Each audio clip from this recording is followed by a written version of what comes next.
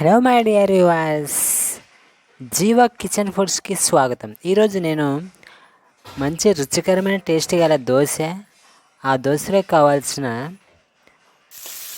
చట్నీ కాదు.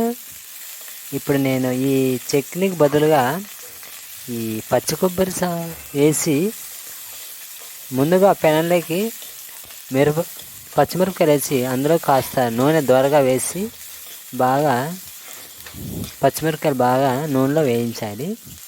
తర్వాత ఈ పచ్చి కొబ్బరి ముక్కలుగా తరుక్కొని పక్కన పెట్టుకున్నాం కదా, వాటిని వేసి ఆ నూనెలో దోరగా వేయించాలి. అంటే కొద్దిగా మగ్గేంత వరకు పచ్చి కొబ్బరి మగ్గిన తర్వాత టమాటా ముక్కలు కొన్ని ఉంటాయి, అవి కూడా కొన్ని వేసుకుందాం, బాగా రుచిగా ఉంటుంది. టమాటా ముక్కలు తరుక్కొని ఉండేటివి అవి కూడా, ఇవి పచ్చిమిరపకాయలు పచ్చి కొబ్బరి మగ్గిన తర్వాత ఇవి టమాటా ముక్కలు వేసి మూడు కలబెట్టి బాగా నూనెలో బాగా పెనం మీద బాగా వేగనివ్వాలి. అదిగో నేను వేసాను కదా, బాగా ఐదు లేక మీ ఇష్టం 10 నిమిషాల వరకు చిన్న మంట మీద అయితే ఒక 5 నిమిషాలు, బాగా గలగల మండే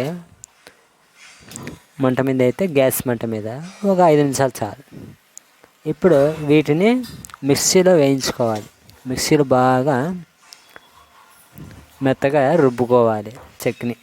కొబ్బరి చట్నీ సూపర్గా ఉంటుంది. ఇందులోకి కొద్దిగా తెల్లవాళ్ళు వేసుకోవచ్చు, నేనేం వేయలేదు, మీరు కావాలంటే వేసుకోవచ్చు. ఇంకా దానికి కావాల్సిన ఈ దోశపిండి ఇదిగో కలుపుకున్నాను. నూనె ఫస్ట్ గుడ్డతో దోశపెనం బాగా రుద్ది తర్వాత రుద్దిన తర్వాత నూనె అందులో దోశపిండి వేసి వేయించాలి. దోశపిండి బాగా వేసుకొని సరిపాగా వేసుకోవాలి, కొద్దిగా మందమైన ఓకే.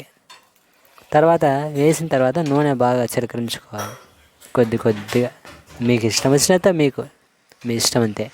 అదిగో దోశ తీసేసి నేను హాట్ బాక్స్లో పెట్టేశాను. చాలా టేస్ట్గా ఉంటుంది. తర్వాత తెచ్చాడు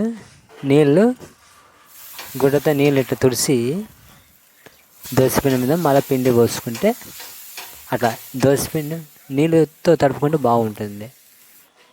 లేకపోతే గలగల మండుతూ ఉంటుంది కదా, దోశపిండి సరిగ్గా కరుచుకుంటుంది అనమాట. నూనెతో అట్లా నీళ్ళతో గుడ్డతో అట్లా అనుకోవాలన్నమాట. ఇప్పుడు దోశపిండి పోసి బాగా మనకు ఎంత కావాలో అంతవరకు ఇసురుగా వేసుకోవచ్చు. తర్వాత నూనె చిలకరించుకోవాలి. అలా అన్న తర్వాత దోశపిండిని కొంచెం లైట్గా మీ ఇష్టం, మీకు కావాల్సినంత నూనె చిలకరించుకొని మూత పెట్టుకోవాలి. చాలామంది మూత తీసేస్తుంటారు, రుచిగా ఉండవు. మూత పెట్టుకుంటే బాగా ఉడుకుతుంది అనమాట. దోశ సూపర్గా మంచి టేస్ట్గా ఉంటుంది. అసలు దోశ ప్రియులు చాలామంది ఉంటారు. దోశలు చాలా రకాలు ఉంటాయి. నెయ్యి దోశ, ఉల్లిగడ్డ దోశ, ఎన్ని రకాలు ఉన్నాయి దోశలు అసలు. అది అట్లా మూత పెట్టుకుంటే బాగా ఉడుకుతుంది అనమాట.